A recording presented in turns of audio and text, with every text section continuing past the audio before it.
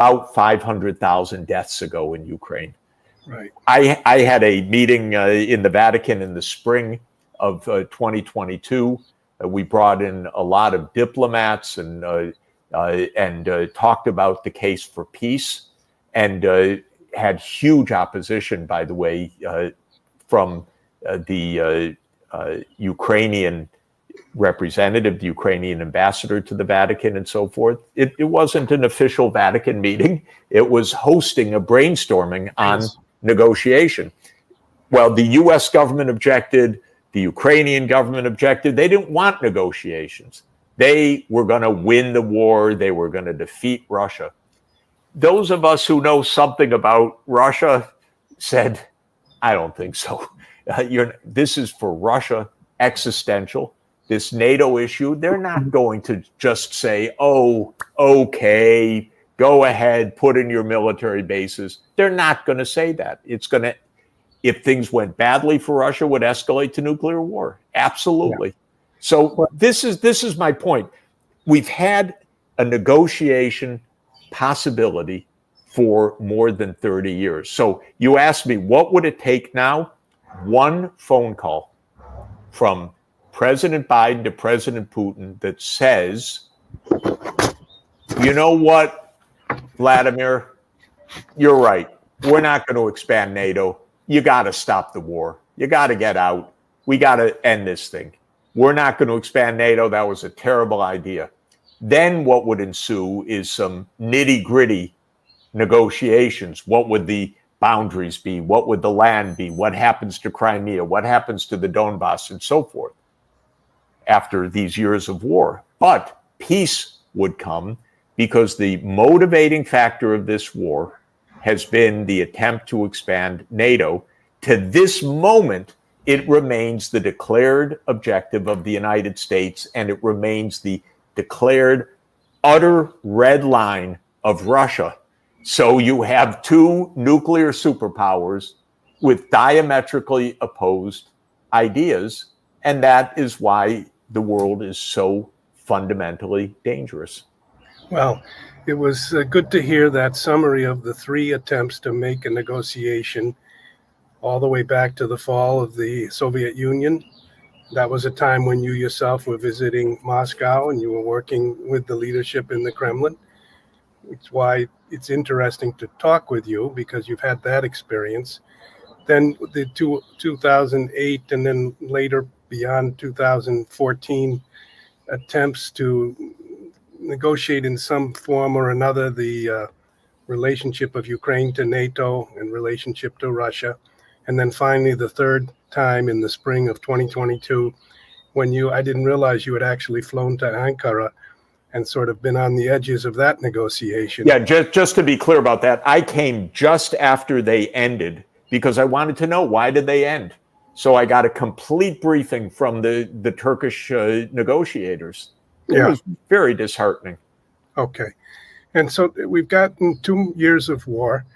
The feelings of everyone are terribly bloodied by the sense of thousands, hundreds of thousands of deaths. There's the idea of not giving up a single inch of Ukrainian territory. And the Russians are looking at it past the Ukrainians toward the Americans and the other supporters of Ukraine.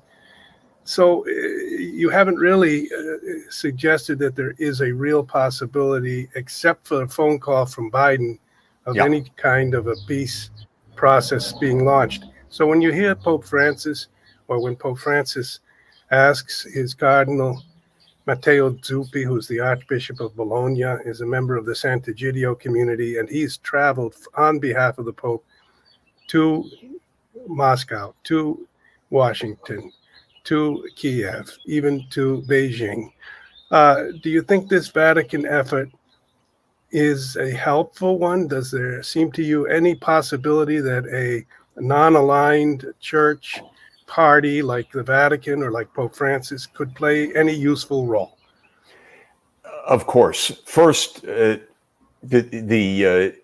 church has a basic proposition that peace is the common good, and that the way to peace is through ethics of statecraft and through direct encounter.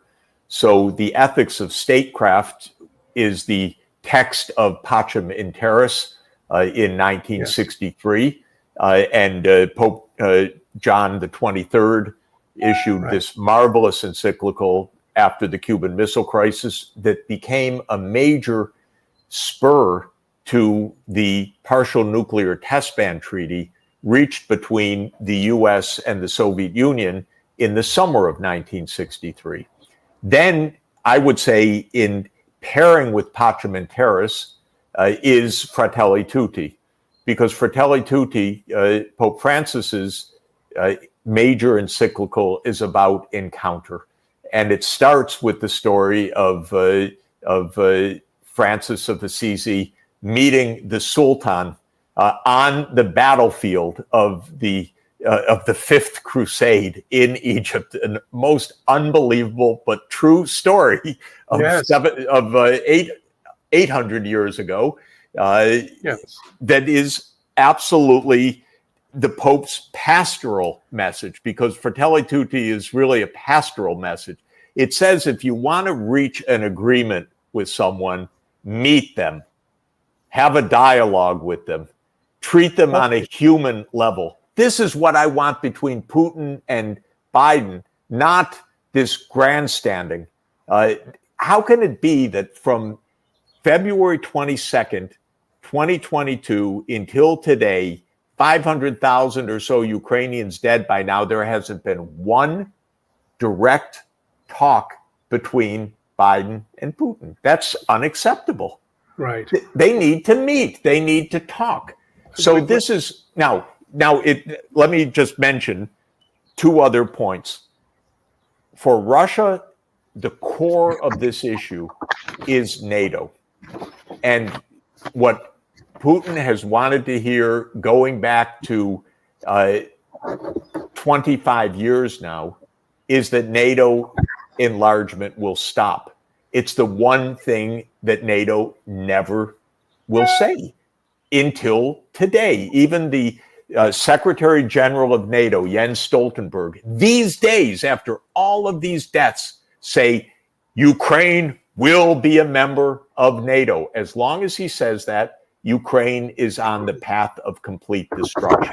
So this is now one major point, which is you cannot end this war without the United States involved.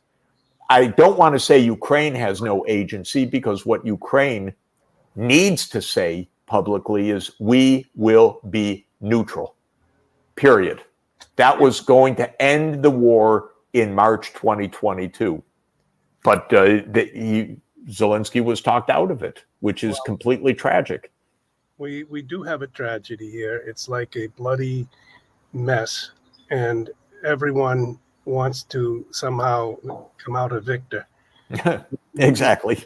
Meanwhile, the boys are being killed. Exactly. Everyone wants to be a victor. No one wants to just end the killing. Yeah. And then, by the way, Robert, just an interesting point. I mean, horrible in my view. One of the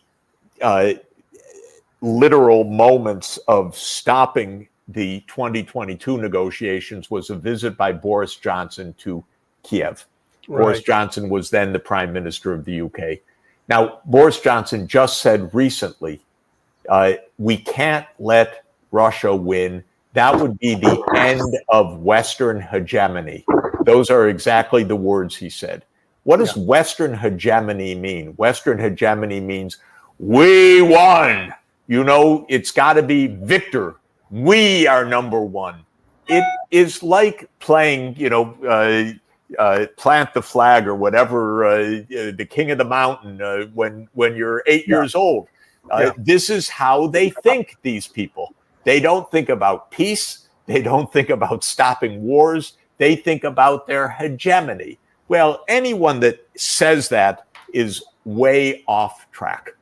Well, I do think there were all sorts of opportunities in this past 30 years, at the start of which you were a part of the process of bringing the ex-Soviet Union, Russia, and the other countries into some type of world relationship with economically, with trade, etc. There was a possibility and the real reality of friendship, of the Bolshoi ballet, etc., traveling.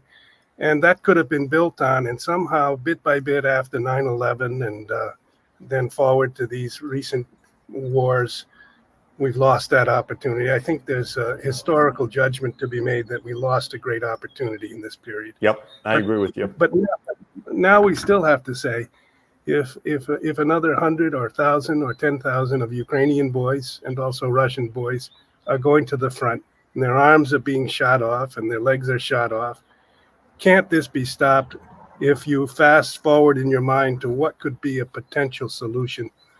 What people would you invite, and what type of solution might they possibly propose? We could call up a map also of Ukraine on the screen. Yeah. So basically, what's terrible truth about all of this is that you see Ukraine, even the word means borderland. In Slavic, it means the border of Russia. And it's the border of the West. It's in between NATO and Russia. And it should be playing the role of a bridge. It should not be playing the role of a bulldozer, one direction or another. That's why neutrality is at the core of the solution. And there are important historical precedents about neutrality.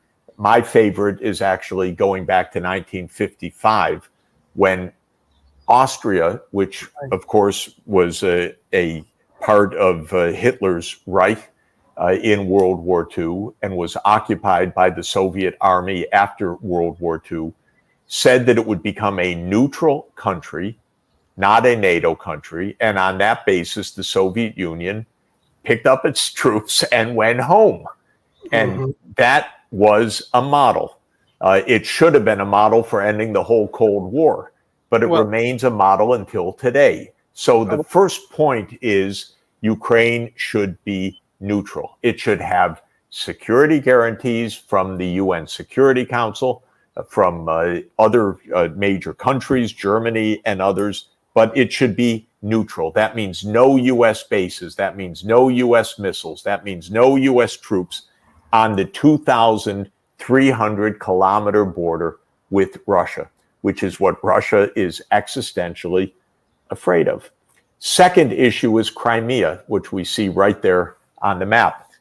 Crimea has been the home of Russia's naval fleet since 1783. And the idea of the West, not quite since 1783, but since 1840, has been to deprive Russia of its Black Sea naval fleet. This was the reason why Britain and France declared war on Russia in 1853 in the Crimean War. Yes. It was the plan of Zbigniew Brzezinski in 1997 that if we can surround Russia in the Black Sea with NATO, that means Ukraine, Romania, Bulgaria, Turkey, and Georgia, then we have defeated Russia as a great power. It's the reason why you hear so much about Crimea now, retaking Crimea. This has been a fixation of Britain since 1840. So this is wrong. Russia in 2012 negotiated with neutral Ukraine that it would have a lease on its naval base to the year 2042. A lease. But then when the overthrow came, Russia took back Crimea, saying, no, we're not going to let NATO push us out of the Black Sea. We know that's what they want, and we're not going to let it happen. Well, Crimea is not going to go back. Believe me, this is a bottom line. if there's a lot of reports, we are on the 1st of May, and as we speak, and there's Putin's new term of office begins May 7th. Zelensky actually finishes a term of office on May 20th. Yep. There's been reports that there are even some small battalions of Ukrainians who have actually deserted on the front lines, as the pressure of the Russians is very strong, and the Western powers still have not given to the Ukraine or the other reasons have prevented them from giving air support. There's reports that this entire front may collapse and that the Russians could go forward all the way to the river there in the middle of the map. The Dnipro, yeah. And starting up with Kharkiv, which is the city at the top. It's not listed on this map, but it's just there in the top center. If that would happen, this would expand the war, we might say. It would raise the stakes. And if we were to look at just this particular stage, couldn't there be an opportunity here on the basis of this map to draw up some type of agreement? Absolutely. Today, the war could end. Ukraine neutral, and if even on these on the current contact line, the Russians claim 4 regions. They claim not only the 2 Donbas regions, Donetsk and Lugansk, but also Zaporizhia region and Kherson region, which are to the southwest. They don't have full control over all of them. My own view is that on the basis of Ukrainian neutrality, you could set the territorial issues probably along the contact line right now. But that's part of what negotiation would be about, all right. Those details. But I think your point is completely right, Robert. The longer this goes on, and with the U.S. claiming still today, NATO enlargement,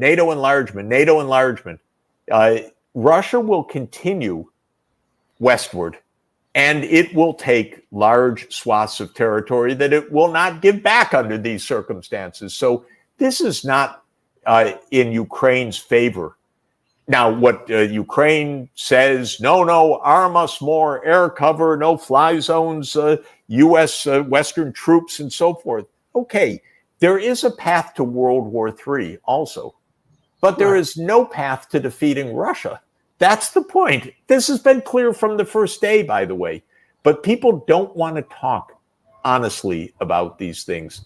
The Western side, mainly the U.S. side, has believed that it could bluff or torment Russia into defeat through sanctions, through HIMARS, through attack of missiles, through other wonder weapons. Very, very naive ideas in the West. If you were going to advise Pope Francis, would you tell him to invite certain people to come for a weekend down to the Vatican, maybe there to the Academy of Sciences, and to talk through 3 or 4 points? Would you advise that, and which people would you invite? Well, look, I think that the basic point is when Pope Francis says Ukraine should have the bravery to negotiate, he's making a very, very powerful statement, and it was very widely heard and very widely resented, I would say, by the hardliners, because the hardline idea is, no, there can't be negotiations, but the Pope exposes the fallacy of that very effectively. I think the Vatican should say we are always ready to host negotiations. We are not a party to this conflict. We are followers of Jesus's teachings that blessed are the peacemakers. We are followers of the call for making peace, and our good offices are available for peace. Now, one thing I also believe that the Pope does do and will continue to do is bring together the world religious leaders in this calling, because I think this is extremely important as well. And I believe that this is likely to happen. So, yes, I believe that the Vatican is a wonderful place to have an informal discussion about these things, to bring people together, to use the Pope's methodology of encounter. which is actually not only at the kind of conceptual level, but the Pope also has a wonderful Jesuit methodology of how you get very disparate views around the room to be heard in a way that is constructive. And I think that those methods could actually work right now, because it's true, these sides don't seem to even have the mechanics of talking to each other. And this is completely deadly. Yeah. Well, we appreciate this conversation. There are all sorts of people in Russia, Ukraine, and in the West who wish that this war could come to an end. And some of them are in the same church or the same sort of idea about humanity's future, but they can't seem to find a location where they can come together, propose something, and have a kind of peace option or peace movement emerge as a real opportunity. So the fact that you are talking about it is great. We appreciate you very much. The fact that the Vatican may continue its efforts and possibly they'll bear some fruit is a hope that we have. I think the efforts will bear fruit. And I will say one thing, I'm hoping the war ends in 2024, but I also want to recall that next year is a Jubilee year. That's a great time for real peace to be bloom everywhere. So we should look forward to a Jubilee year as well. Let's start with the one that's going on for the longest, which is the war in Ukraine. I think every time in the past when we've spoken, we've talked about how it seems very difficult to imagine the Ukrainians winning in the way that the West defined victory, namely expelling the Russians from every inch of Ukrainian soil, including Crimea. And yet the Western press has been painting a very rosy picture of how the Ukrainians are feisty and how they're performing better than anyone would think. Finally now, clearly the media narrative has shifted in the West. Even I think the U.S. government's tone has shifted. And it's obvious now that the Russians are breaking through Ukrainian front lines, are advancing, are gaining territory, while the Ukrainians are gaining none. And even the Ukrainians, everyone except Zelensky, I think, admits the situation is pretty dire. What do you make of the situation just on the battleground in terms of the war itself? Of course, the Ukrainians are being beaten. But what's very interesting, Glenn, and exactly in your line of work, if one listened not to the Western media, but also to the Russian channels and to independent media over the years, it's not as if there was some sudden change. What is happening right now, which is the defeat of Ukraine on the battlefield, is a steady process that's been happening now for more than 2 years. So there's no dramatic moment of change. There has been a war of attrition that Russia has been winning. The propaganda in the West has disguised that. And even until today, you have absurdly optimistic statements by Secretary Blinken and others. But if you listen to the facts on the ground, not in the New York Times or the Washington Post or the Institute for the Study of War or all of the British media, but a much wider range of news, nothing that's happening now is a surprise or even a shift from the underlying trend that has been underway now for 2 years. After all, Ukraine was completely bloodied and failed in its so-called counteroffensive last summer. It already lost significant areas of Bakhmut and others in the spring of last year on its key defense lines in the Donbass.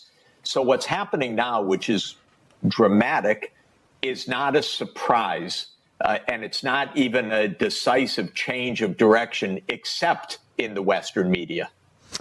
I think, as somebody who covers free speech and censorship and debates adjacent to it quite often, one of the most extreme things I've seen in, let's say, the last 5 years, maybe even the last decade along those lines, is that the EU, just a couple of months into this war, made it illegal to give a platform to any Russian state media, such as RT or Sputnik. So if you as an American adult or a European adult, more specifically, more accurately, wanted to hear what the Russian media was saying, wanted to hear what the Russian government's version of events was, not to believe it, but just to have the comparison, hearing both sides, it was basically a crime to platform them. And the platform that our show is on, which is Rumble, is actually banned in France as a result of their refusal to remove RT and Sputnik. And so this information bubble was deliberately cultivated, and I think did quite an effective job in propagandizing the citizenry, to the point probably a lot of people are shocked that Russia actually is doing so well. Now, one of the arguments that war proponents are making, because war proponents in the United States never admit error. There's never a moment where they say, our predictions about the war didn't come true, it was misguided, it was an error, we made a lot of false assumptions. What they're now trying to say is, yes, Russia is winning, but the reason for that is that the Republicans held up the $60 billion package for so long in Congress, namely for about 3 months. And if you go back in history, you look at every war where the U.S. failed in its objectives, and they always make that same argument. Oh, we were constrained by war opponents. We would have won in Vietnam had it not been for the protest movement. We would have won in Iraq had they unleashed more force. We would have won in Afghanistan had we stayed longer. We would have won in Syria had Obama not tied the hands of the CIA. That's obviously what they're saying now. As you said, the evidence of Ukraine's failures predate by a long time the Republican impediment for a couple months or 3 months of the $60 billion package. But what do you make of that argument? What's your response to it? First, let me say a word about the European bubble, because I lived in Vienna for much of last year. I was completely shocked. Even when I was scheduled to give a public address or an interview, sometimes the venues would cancel. Because they didn't want to hear an independent, objective, scholarly assessment. They were afraid, that is too much pro-Russian. I'm pro-peace, by the way. I'm pro-truth.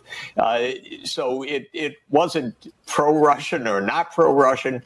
It was pro-facts. But I saw the bubble in shocking ways all through Europe. I had the experience, Glenn, after Nord Stream blew up. The U.S. blew it up, if anyone is still curious about that fact. But when I said it on American television, I was canceled within literally 30 seconds. And then subjected to a rant by the anchor for a few minutes. How dare he say these things? But then I was canceled in Europe the same way, in a very strange way, because I was an unpaid but formal advisor to the EU diplomatic corps, just as an academic expert.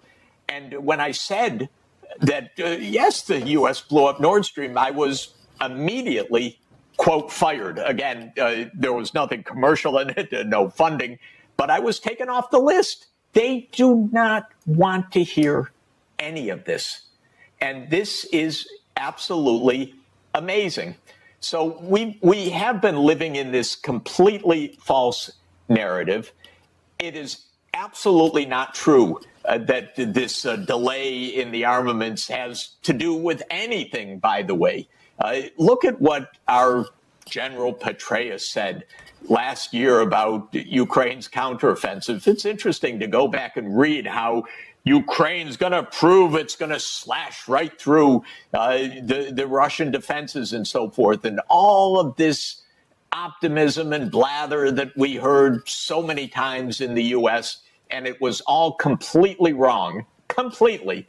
And when it proved completely wrong, no one ever had even a story to say, well, what happened? We said, somebody said this, and it turned out to be this. Isn't that interesting? If you follow this story closely, essentially, the U.S. has been gambling repeatedly. They've been gambling with a guaranteed losing hand. This is important to understand. Obama did figure this out back in 2014. He figured out that Russia has what was called then escalatory dominance, that whatever we do, Russia would escalate. Why? Because for Russia, the stakes of what's going on in Ukraine are existential. But for us, it's a geopolitical game. Not more than a game, by the way, and that's how it's viewed by these game theorists. They want NATO in Ukraine. So everything, Glenn, that they banked on proved to be wrong. And the group that was banking on it is the same group as today. It was Biden, Sullivan, Newland, who's now my colleague at Columbia University. Right. She's out. But Blinken, it's the same group.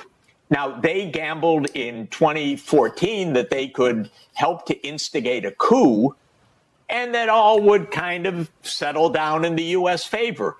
Gamble wrong, because Putin did what he said he would do. No way you guys are taking away our Sevastopol naval base just because you launch a coup. And so Russia took back Crimea with that referendum in 2014, in March 2014. Okay, that was the first gamble wrong. Second gamble, there was the outbreak of ethnic Russians who did not want to be under this coup-led government of the Ukrainian nationalists. And so this insurrection started in the Donbass. And Russia actually said very constructively, peace and autonomy for this region. That was the Minsk agreements. And not only were there agreements reached on how to end this post-coup conflict that our side didn't count on, but they were agreements that were backed by the UN Security Council and backed by Germany and France. U.S. gamble number two, blow off these agreements. Privately agree with Ukraine. No need to do any of that. We had our experts here saying how decentralization in Ukraine would be a bad idea. Don't give autonomy to the region. Okay, failed again. Then, because the war continued, then Putin put on the table a security arrangement with the United States, a draft on December 15, 2021. I called the White House afterward. I think you and I have spoken about that. I told them, negotiate, avoid this war. Well, they gambled again. They felt, what's Putin going to do? It's all a bluff. We don't have to negotiate over NATO enlargement. Nah, nothing too much terrible is going to happen. That's what I heard. Wrong. Gambled again. Then in March 2022, just essentially 3 weeks after the launch of Russia's special military operation, we can't say this started the war because that started in 2014, but the escalation of the war that started on February 24th, 2022, Ukraine said, okay, we'll be neutral. And under the auspices of Turkish mediators, they essentially initialed an agreement, very close. The U.S. stepped in and told Zelensky, you don't have to do this. We've got HIMARS coming your way. We've got tanks coming your way. We've got crushing financial sanctions coming your way. We've got your back. This was another gamble. This was another escalation of a losing hand on the U.S. side. What these people, Biden, Blinken, Sullivan, Newland, can't get is that for Russia, this is really national security. For these people, it's a game. It's a game of expanding NATO. NATO doesn't have to be in Ukraine for U.S. security. It's to be in Ukraine to, quote, weaken Russia or to surround Russia. But for Russia, Russia doesn't want the U.S. on their border. And so our side does absolutely not understand that they cannot get their way. All they can do is drive Ukraine into dust, into now 500,000 deaths of Ukrainians, and the number is soaring now, often 1,000 a day, 1,500 a day, because there's a bloodbath underway. But nothing is shocking except the stupidity of the U.S. policy. which has gambled and gambled and gambled. But I guess it's not their lives, it's not their money, it's Ukrainian lives, it's American people's money. So they don't care about this gambling, it seems.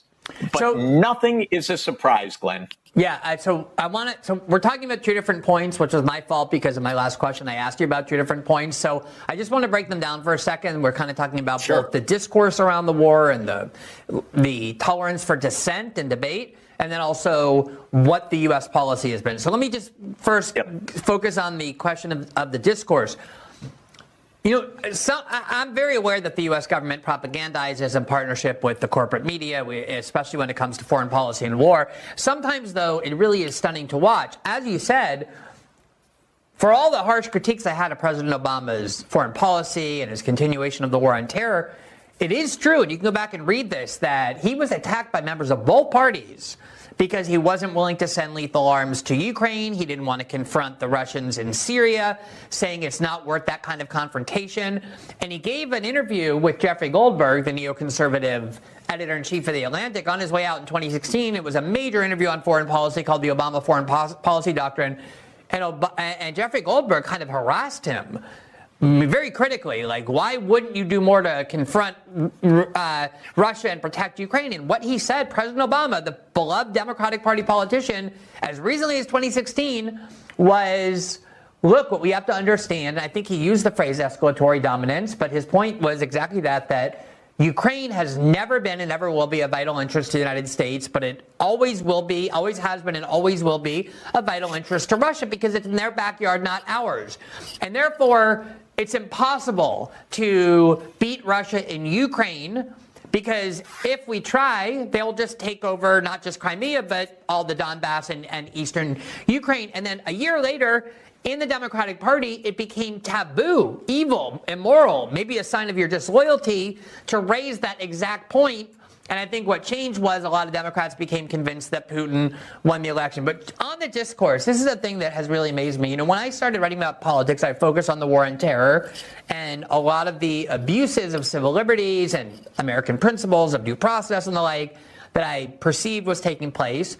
And at the time, anybody who questioned the war on terror of Bush and Cheney, especially 2003, 4, 5, was accused of being pro-terrorist or pro-Al-Qaeda, that you weren't defending your own country's legal values and constitutional principles, but you must be on the side of the terrorists. And I thought that tactic kind of went away, that it was obviously manipulative and deceitful. There was a lot of reasons why you would object to Bush-Cheney foreign policy without being pro-terrorist or pro-Osama bin Laden.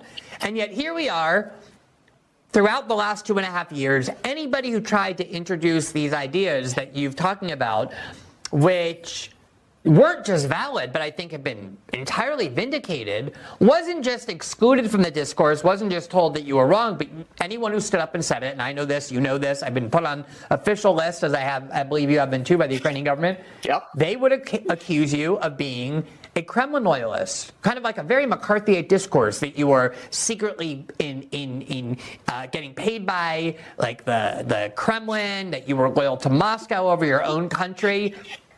And that really did work. That continues to be the sort of primary tactic against people like yourself who have expressed dissent about this war.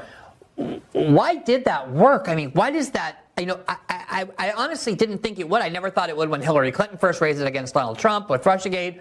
But it seems to have such a stranglehold, kind of ability to influence people, to deter people from speaking out, and to get other people really on board with this tribalistic notion that either you support your government's war or you're on the other side. Why do you think that works so well?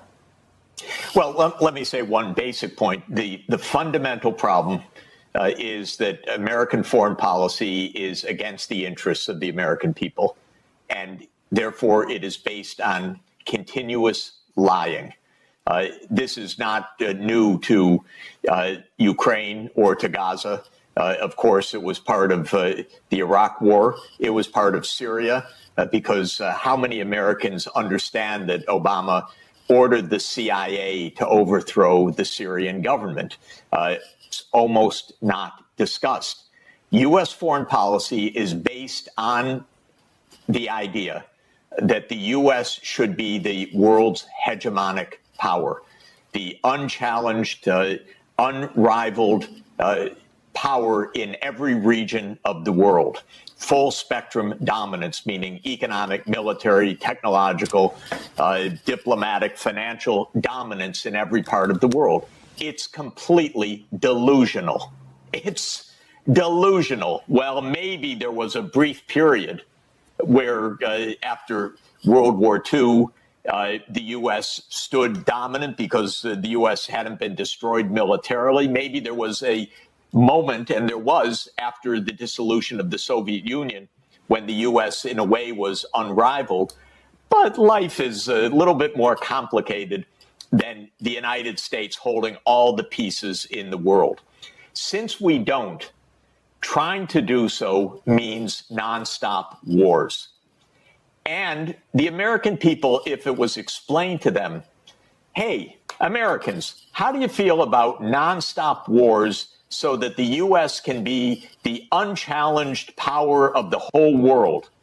People would say, are you crazy? Leave me alone. I got to go back to work. I'm trying to raise my kids. You stop sending us so much threat, taxes, trillions of military spending, and so on. They never buy this stuff. And so the whole thing is based on lies. We have to go into Iraq. It's not us in Syria. It's the Russians in Syria. It's not us in Ukraine. It's Putin unprovoked, and on and on. It's such sad nonsense. But since it's based on lies, it has to be secret also. It cannot be that there's open discourse. You cannot allow open discourse when the lying is so relentless. And so it comes naturally that if you want to do something that is not possible, that is delusional, and is not what the public wants, and you have at least a formal structure of democracy, that we have elections and so forth, and there's supposed to be some voice of the people, then you have to lie. And when you have to lie, then everything has to be confidential. Then the worst crime in America, as you know very well, because you've reported on it more than anyone else in our country, is that you have to make the greatest criminal the one who tells the truth, or the one who leaks the truth, or the one who exposes the lying. And that becomes the modus operandi of the imperial state. So to my mind, the whole thing starts with the wrong premise, which is that the only way the United States can be safe in the world is to run the world, which is both impossible and extraordinarily costly and extraordinarily threatening of our survival. Yeah, I mean, it's one of the reasons why I focus so much on the need to protect the free flow of information, the free flow of debate, especially over the internet, because if the government or power centers get a hold of that and can control it, it doesn't just exclude dissenting voices, but more so it shields their propaganda and their lies from any kind of critical scrutiny. All right, let me ask you, so that was the first part. The second part is the identification of several what you call gambles that the United States government made with respect to Ukraine that ended up failing. I know it's always difficult to talk about motive because probably there are always mixed motives or multiple motives. But the thing is that not only was all of what happened predictable, it was actually predicted. We were just talking about what President Obama's view was about how after 8 years in office, he developed a pretty clear foreign policy, and he knew that the Russians would react the way that they've reacted if we tried to expand NATO into Ukraine. But way before that, in 2008, the current director of the CIA, Bill Burns, wrote a memo to Condoleezza Rice, and at the time it was also Victoria Nuland. She was the U.S. ambassador to NATO under George Bush and Dick Cheney, where they were obsessed with this idea that we have to expand NATO as a bulwark against Russia. And Burns in a memo said, you people are crazy. I've spent a lot of time in Moscow, and if we do that, it's not just Putin, but pretty much every sector of Moscow's political factions, including Putin's opponents, his liberal opponents, who view NATO expansion into Ukraine as a red line, that they will that will automatically provoke the seizure of Crimea, their extreme interference with eastern Ukraine, just as a start. So everything that has happened was not a surprise. It was obviously known. I'm wondering, do you think that what happened was that the U.S. either disregarded that knowledge or decided it was worth it to risk because of how important Ukraine was? Or was there some level on which that provocation was part of the plan? In other words, we know that we tried to trap the Soviet Union in Afghanistan before. Other countries have done that to us. Was there some kind of sense of, let's draw Russia into a war because that'll weaken them and keep them fighting in a way that will undermine their strength in other sectors? Well, first, that memo in 2008, everyone should go online and type in William Burns' Niet means Niet is one title for this memo. The reason, incidentally, that we know about it is that Julian Assange revealed it to us. Otherwise, we'd never know about it. Which is why he's in prison. Which is why he's in prison. Exactly. Just like we were talking about. Exactly. And the memo is fascinating because it describes precisely why everything the U.S. is doing is wrong, why it's dangerous, why it could lead to war, why it's very unlikely to work. I find it fascinating for so many reasons. First, the clarity of the message. Burns is very smart. He was ambassador to Moscow. He is our finest diplomat. I wish he were Secretary of State rather than head of the CIA. But he said it very clearly. Second, it was ignored. So this is the second point. Third, we know about it only because of Julian Assange, which is another basic point, the one we've been speaking about.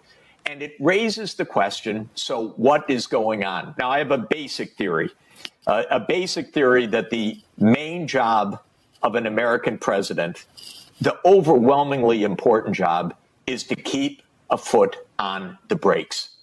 By the brakes, I mean stopping the war machine, which as a $1 trillion a year business is always revving. There are always generals who want war. There are always military contractors who want war. There are always crazed ideologues who want war. There's always people who want to test their new weapon systems. There are always people who want to beat the hell out of someplace. There are always expats who want to punish somebody or do something. The war machine is always revving. You have a huge standing army. You have 800 military bases around the world in 80 countries, You're going to have war all the time. So the best presidents, and they're very few, are the ones that know how to keep the foot on the brake. Because unlike a car that just idles and stays there, I know EVs are a little different, but you lift your foot off the brake, the car jumps forward. And this is why there are many motives of that. There's a lot of money in the war business. There are a lot of crazy people. There are a lot of generals whose life is war, after all, who don't care about diplomacy. They care about victory. Okay, whatever it is. The president is supposed to stop this stuff. Now, Obama didn't stop a lot of it, by the way. Obama lifted his foot from the brakes in Syria. So we had this completely cockamamie idea. Hillary loved it and others. Why don't we overthrow Bashar al-Assad? What could go wrong? What idiots, honest to God. Sorry, it was obvious in 2011 that this was idiocy. But President Obama signed the presidential finding to send the CIA in to overthrow Assad. We barely heard about it. It's called Operation Timber Sycamore. The New York Times covered it, I think, in 3 stories in a decade. So not so easy to know about or to hear about. But that was the president lifting his foot from the brakes. Another one was Libya. In Libya, Sarkozy and Hillary and others, and Cameron, thank you. He said, why don't we take that guy Gaddafi out? For what reason? Well, why not, was the theory. And so they concocted the Benghazi hoax, right to protect the Benghazi population, blah, blah, blah. He lifted his foot from the brakes, and we've now had Libya in chaos for the next 13 years. What could go wrong? in Ukraine, to his benefit, he kept the foot on the brake. And as soon as, not completely, but pretty well, of course, Trump lifted it and Biden put on the accelerator, because Biden played this game of regime change already back in 2014. We know it from the intercepted call of Victoria Nuland that says we're going to get the big guy, Biden, to do the attaboys to cement the new post-coup government. You don't make this stuff up. It's absolutely clear. So Biden's been part of this for a long time, this very group. Now, you ask, why do they do it? Because it takes skill and fortitude to keep your foot on the brakes. There are so many warmongers around. There are so many members of Congress who make a living off of the military-industrial complex. There are so many generals around. There are so many contractors around. There are so many ideologues around. And like you said, any restraint gets attacked by the right and the left. And you have to be very brave to fight that. Being for peace is not so easy for an American president. That's why we almost never avoid wars in this country, because we have an imperial state. It was founded in 1947. It has grown to gargantuan proportions, and it's very hard to stop. I don't know whether it will become law, but it is another sign of the ridiculousness of American politics, I'm afraid. There is a kind of anti-China hysteria. This is part of American politics.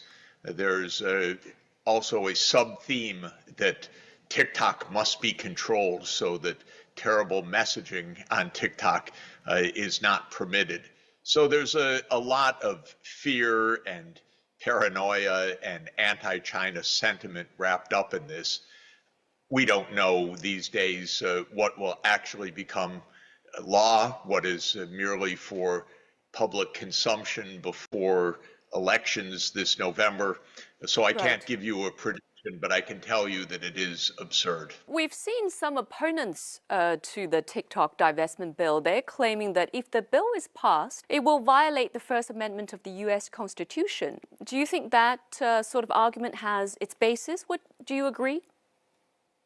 Well, this is definitely an attempt to control the media, and it's based on a lot of fear and misrepresentation. There are things lurking in the legislation that could give government more and more control that would be undesirable. So I'm hoping that the whole thing dies and that is kind of a publicity stunt, but not a real initiative. We shall see.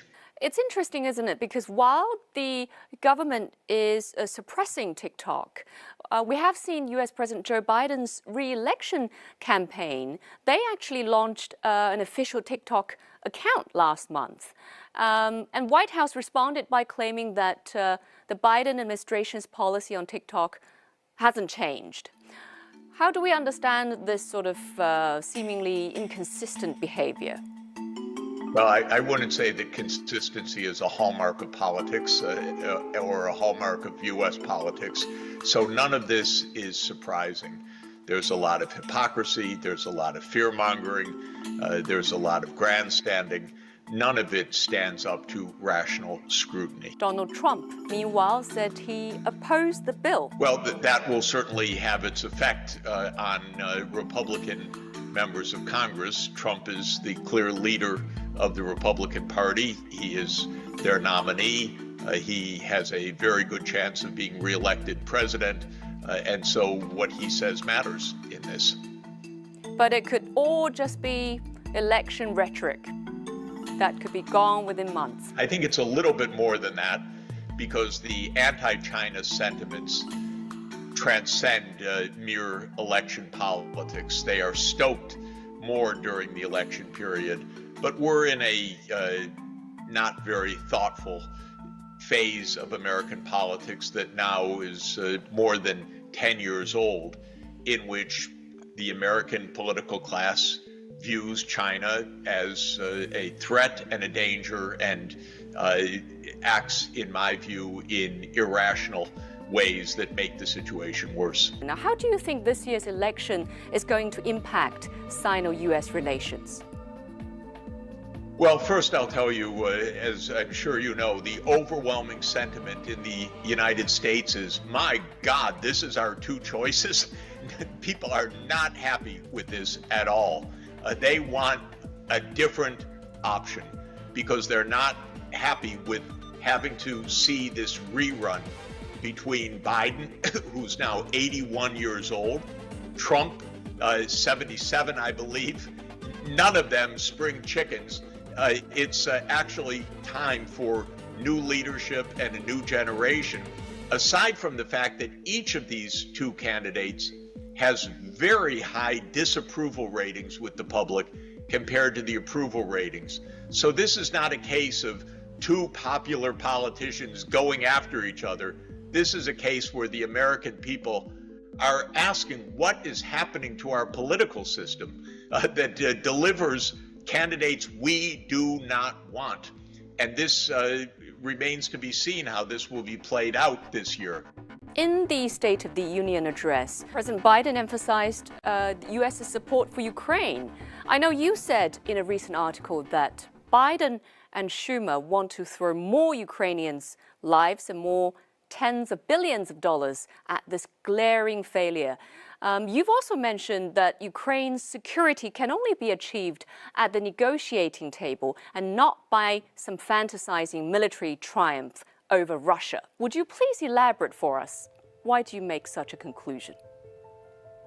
When the Soviet Union was dissolved in December 1991, the American deep state took that as the moment of unipolarity, that now the United States can do what it wants, where it wants. And it decided on a strategy of expanding the U.S. military alliance as far and wide as possible. In the European context, that meant the expansion of NATO. As the Soviet Union disbanded its military alliance, which had been called the Warsaw Pact, NATO expanded into the former Warsaw Pact countries. Similarly, in East Asia, we know that the United States built new alliances and aimed to strengthen its military presence in the South China Sea region, throughout the rim of countries surrounding China. This was part of the same idea that America is the unipolar power. It should not be face competition by Russia, by China, or by any other part of the world. It was a policy of arrogance. It was bound to result in confrontation with Russia and, of course, with rising tensions with China, because if you keep pushing your alliance up to the borders of the other country, naturally you're going to create threats. By the time the NATO enlargement reached Ukraine, which is a 2,000-kilometer border with Russia, and two countries that have a very intertwined history for hundreds of years, the Russian political class said, no, stop, no farther. We don't want you, NATO, we don't want you, the United States, on our border. But the United States' attitude was, who cares what Russia thinks? We are the superpower. Russia is some second-rate regional power. That was the American attitude, even explicitly stated that way by President Obama at one point. So the United States continued to push. It helped to engineer a coup in Ukraine in February 2014 that overthrew a president that wanted neutrality for Ukraine to install a government that wanted NATO for Ukraine. And the war broke out at that point 10 years ago. It's been going on since then. I have repeatedly said the United States should acknowledge expanding NATO to Ukraine was a dangerous and unjustified idea, and one that was viewed by Russia as an existential threat, and therefore one that Russia would not allow. So I've said to the American leadership and public repeatedly, acknowledge that NATO will not expand to Ukraine, and then we can have peace in Ukraine. But the United States political class has not been willing to accept that kind of self-constraint. So until today, even now, hundreds of thousands of people dead, the United States continues to push for NATO enlargement. And just recently, the Secretary General of NATO, Mr. Jens Stoltenberg, said Ukraine will join NATO. To my point of view, this means ongoing war. It means ongoing destruction of Ukraine. It's something that can never be achieved because Russia will fight absolutely to prevent it. And if there were rational and sane people that were thinking about the real interest of Ukraine and the interest of the world, on the Western side, they would say, you know, this whole thing has been a bad idea. We stopped the NATO enlargement. We opened direct talks with Russia. We find a way to make peace in Ukraine. This is possible until today. Who is benefiting in the US from continuing the war in Ukraine? Broadly speaking, of course, nobody benefits from war if we think about the overall common good. The world has suffered. Of course. Ukraine has suffered the most. Europe has suffered very badly. It's in open recession now because Europe lost its normal economic trade with Russia. In the United States, the public is very unhappy. Most of the public wants all of this to end. Biden is not winning any public support for the position on Ukraine. So broadly speaking, nobody wins from an ongoing war like this. But of course, there are pockets of profiteering in war. The military-industrial complex, our major companies like Northrop Grumman or Boeing are, of course, seeing increased arms contracts, and they defend this. There are a lot of institutions, especially in the East Coast of the United States where I live, even at the universities and the Washington think tanks, that are basically funded by the military-industrial complex. So they come out for the war. The politicians say to themselves, you know, I have arms manufacturers in my district. That's jobs in my district. I also get campaign contributions, they say to themselves, from the military-industrial companies. So they side with this. It's a bit of a game. I've called it a scam, a corruption of American foreign policy by these private interests. So the question, who gains? Basically, the world loses, but a small group does profiteer from the war and from the warmongering. What do you think of the US's military spending? For example, in the year 2024, I believe there is a 886, I think the number is billion US dollars of military spending planned. What do you think of that figure? Well, first of all, the figure is an underestimate because that counts only what's in the Pentagon budget.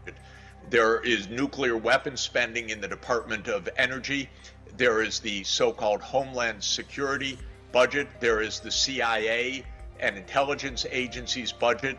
And then there's a big ticket, very sad one, called the Veterans Administration, which pays for all the disabled American veterans who have lost limbs or suffered other disasters, often lifelong, from war.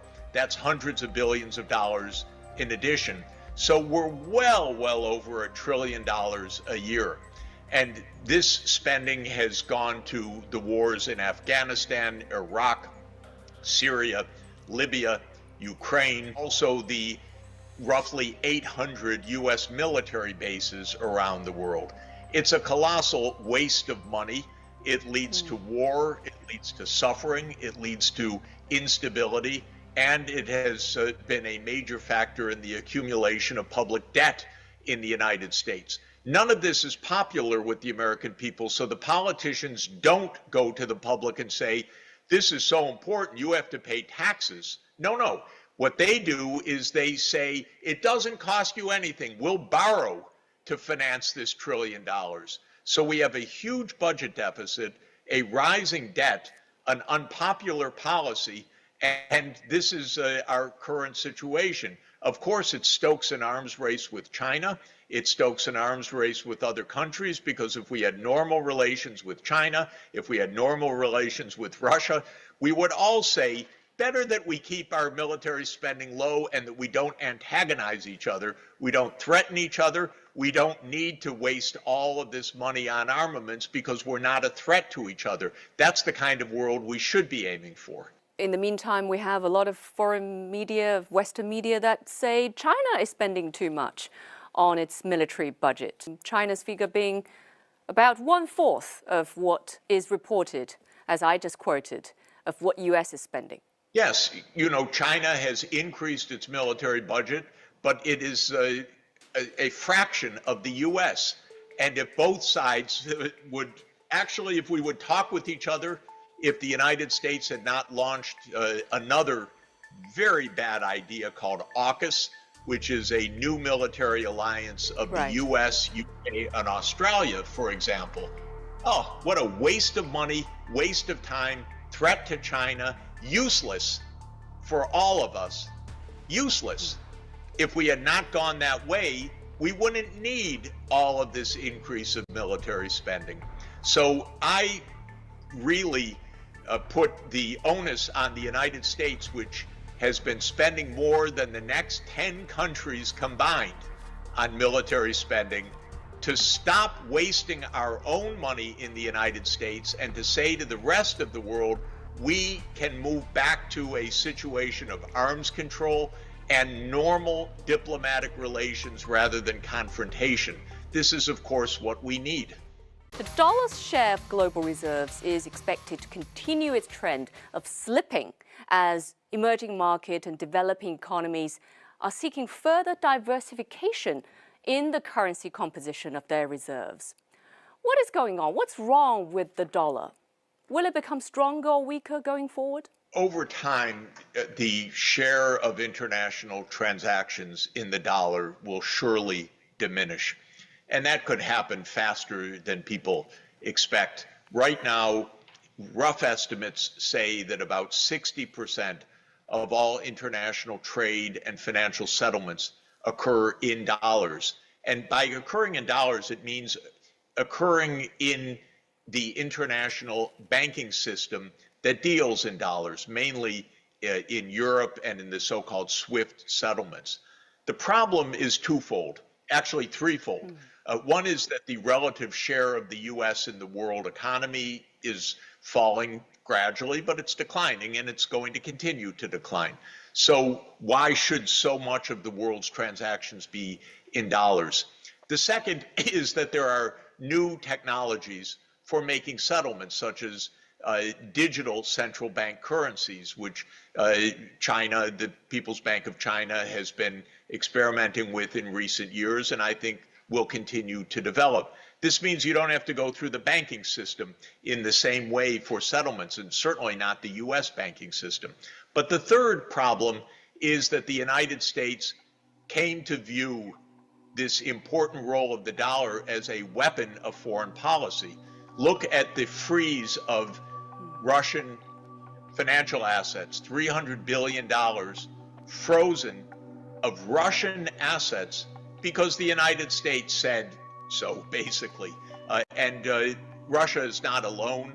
This has happened to Afghanistan, to Iran, to Venezuela, to North Korea, to others. The United States decides unilaterally that your assets are our assets now, that you can't use the dollar trading system.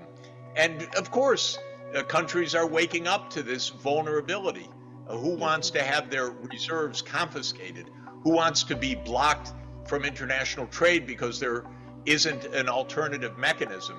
So the aim of the BRICS this year is, in fact, to develop non-dollar payments mechanisms. Right. My experience and view is this is not so hard.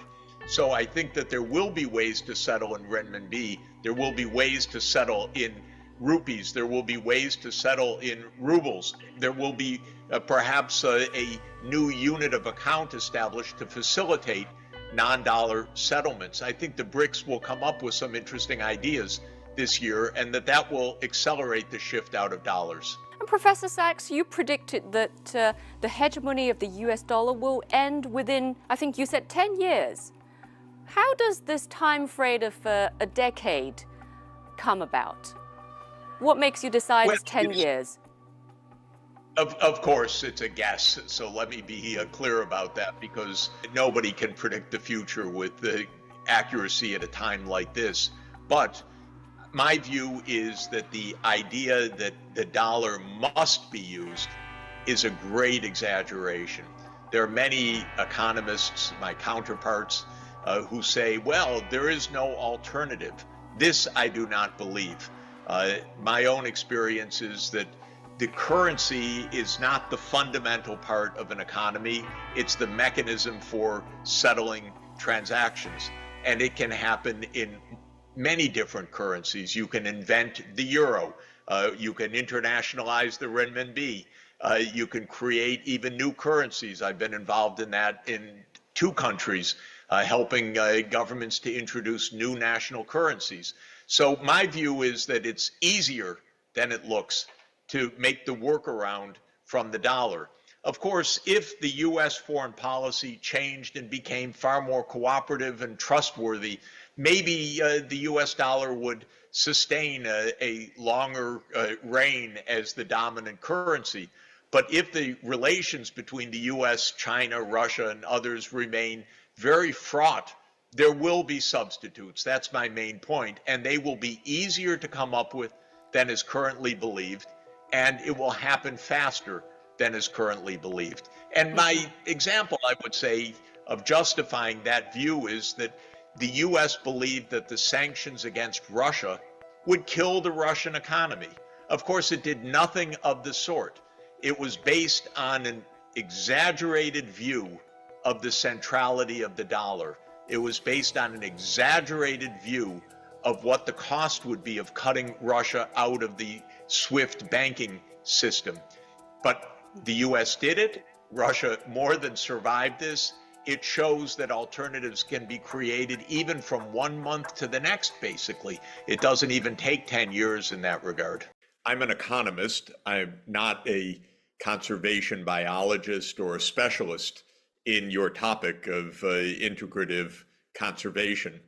But I am working with the United Nations actively every day to try to implement the globally agreed goals that we have set for sustainable development.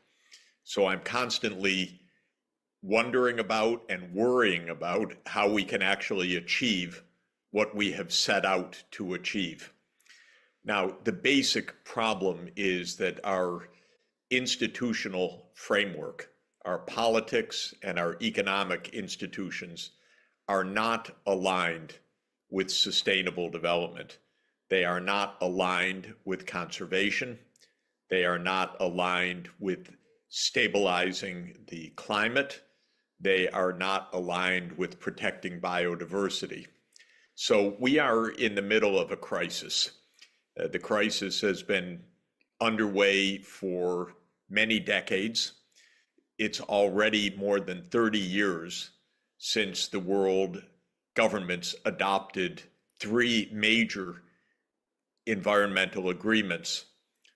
The first on climate change, the UNFCCC, or the UN Framework Convention on Climate Change. The second, the Convention on Biological Diversity. And the third, the UN Convention to Combat Desertification. And these were adopted back in the Rio Earth Summit in 1992. We are more than 30 years later, and not one of these treaties is actually being implemented successfully. The reasons are complex, but the basic problem is that the international market economy and our geopolitical environment, the way that governments interact, does not lead to success so far. Time is also very short, because when we're dealing with biological conservation or climate change, it's not only a matter of delay, it's a matter of irreversibilities that we are facing. If we drive species to extinction, as far as we know, we're not going to recover them. If we exceed climate limits, we are not easily going to recover a safe climate. In both circumstances of ecosystem functioning and of the climate, and they're obviously related, we believe that there are tipping points beyond which we experience highly dangerous feedback effects and runaway effects that become irreversible. So when I say that we have lost time during the last 30 years, it's not merely that we have delayed the introduction of effective measures. We have also come closer to major irreversibilities. In the case of biological diversity, these irreversibilities include species extinction and the collapse of ecosystem functioning. When it comes to climate change, last year was 1.48 degrees Celsius above the pre-industrial level. In other words, we have already reached the 1.5 degrees Celsius limit that was set in the Paris Agreement in 2015 to implement the UN Framework Convention on Climate Change. We will probably exceed the 1.5 degrees limit in 2024. Now, partly this is because of a short-term or interannual effect of El Nino, but the underlying upward trend of global warming has definitely accelerated. And we are now at a warming rate of about 0.3 degrees Celsius per decade. So we're going to overshoot the 1.5 degrees, perhaps very seriously. And that could lead to irreversible disasters. The destruction of the ice sheets, or at least part of the ice sheets of Antarctica and Greenland, the slowing or even stopping of the ocean circulation, the thermohaline circulation, the melting of permafrost, and the massive release of methane and CO2 buried beneath the permafrost, and of course the loss of species that cannot migrate successfully in the context of a warming climate and which reach thermal limits beyond which they can't survive. And that's true of both plants and animals, and many alpine species which have been climbing up the mountainsides, but the mountains have peaks, and beyond that, the warming will lead to the destruction of the habitat of these species. In general, the world market economy does not send the right signals either for climate change or for biodiversity conservation. Markets do not incorporate the losses of natural capital in any direct way. These are, from an economic theory point of view, external effects that are not captured by market forces. And as much as we have discussed for the last 40 years, actually, these external effects, we have not succeeded in internalizing them or bringing them under control. Now, when it comes to biological diversity, I would say the challenge is even more complicated than the climate challenge. When it comes to the climate challenge, which includes the land use regulations, there is at least a pathway that can be identified for how the world's energy systems can be transformed in order to stop the CO2 emissions related to fossil fuel use. And when it comes to the other greenhouse gases, methane and nitrous oxide, at least a sketch of what needs to be done. When it comes to biological diversity, I would say that every biome, every ecosystem, every local land use environment presents its own challenges, which are very complex, which do not lend themselves to easy market-based solutions where one simply adjusts a market price, for example, and thereby creates an incentive that leads to the right outcomes.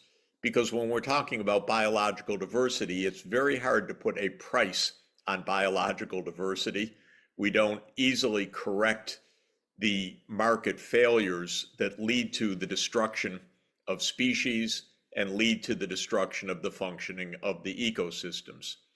So when it comes to what to do, the challenges of biological conservation are extraordinarily complex.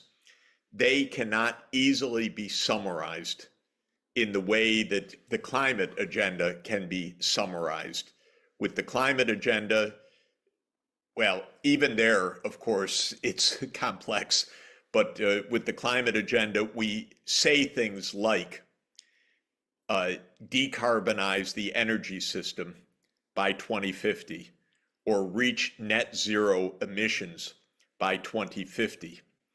When we discuss the same issues with regard to biological diversity, we say protect a certain amount of land area, or stop or slow the destruction of habitat, or the extinction rates, and so on. But these are goals that are not easily turned into policies with effect. And so my own observation of these processes that I've been involved in a diplomatic level for the last 25 years on a daily basis is that both the climate agenda and the biodiversity agenda are complicated, but I would say the biodiversity agenda is even more complicated and less successful in terms of any kind of public awareness, set of policies, or measures of implementation. I think it's right to say we are on a path that is designed typically in the relevant species or the number of members of species, so the species abundance is in decline, whether it's fisheries or whether it's forests or whether it's different classes of species, amphibians or pollinators or other groups. And we do not have effective mechanisms to address this decline that are actually working and operational. So what to do? My own approach, which I advocate for all issues, and I should say that when it comes to sustainable development, we're talking about not only the environmental crises, but also the social crises, the economic crises, the problems of extreme poverty. We have 17 SDGs, Sustainable Development Goals, after all. We have the climate crisis and so forth. My own view is that we need much more detailed specification of our objectives, of the ways to achieve them, and of their incorporation into national plans on a scientific basis. And then the identification of the policy instruments, whether it is economic incentives, regulation, land use, protected areas, and so forth, for how the scientifically specified objectives can be achieved, and then a systematic and frequent monitoring mechanism so that we are not simply meeting every 5 or 10 years to understand how bad things are going, but actually reporting almost in real time using extensive satellite data and ground truthing data so that we have a rapid feedback of data to confirm or disconfirm whether we are on the right track, and to enable not only monitoring and understanding the state of affairs, but also enforcement mechanisms that typically mean enforcement against illegal actions like illegal fishing or illegal clearing of forests or illegal use of scarce fresh water supplies and so forth. So planning, incentive structures, and monitoring mechanisms are all essential. I know that in a sense this exists in the area of biological diversity because the Kunming-Montreal Protocol is supposed to do this, but it is extremely weak.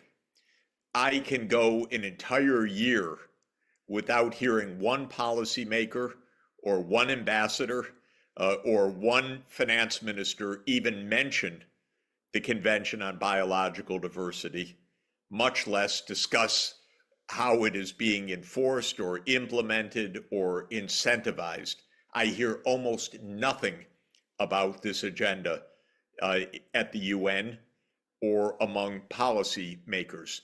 So you are the scientists and the experts, but I can tell you it is not in the active domain of the policy community. Now, I do also need to stress that even the climate agenda, which is much more visible, is also not being implemented because, well, it raises a number of questions, which I'll mention briefly. But the biodiversity agenda is way down on the list of awareness, of priority, of budgets, and of specific mechanisms for implementation. And it's more complicated because there aren't simple rules of what to do. These policies need to be implemented with a tremendous local knowledge everywhere. So only local ecologists can save their own local ecosystems because outsiders don't know, don't care, and are not in a position to set policies and plans for success. One more basic point that I want to emphasize, and then I'll talk about a couple of the obstacles, and then we can open it up for discussion. Whether it is the climate agenda or whether it is the biodiversity agenda, regional cooperation between neighboring countries is typically essential. And everything that I've said about how hard this is involves another level of difficulty, which is active cooperation among neighboring countries. Governments do not work very well together in a detailed way on just about anything. But in the areas of shared biomes, a shared river system, a shared forestry, a shared fisheries, cooperation sometimes exists on paper, but in practice, it's quite limited. Usually in a rivershed, the upstream countries do what they want, and the downstream countries try to adjust to the consequences. When it comes to fisheries, the illegal fishing is pervasive. Fleets come in and they hope to avoid detection. They catch the fish and they leave. But enforcement is very weak. When it comes to shared forest regions, it is very hard to get agreements on a shared forest biome to limit deforestation or logging, especially of highly valued tropical forest products. And so regional cooperation is both vital and difficult. This is true also in the climate area on energy transformation. In general, a low carbon energy system requires interconnections across national borders because when it comes to intermittent energy sources like wind, solar, and hydro, it's better to connect those in a large grid to reduce the variability by smoothing across a number of different sources rather than having one country at a time make its own energy system.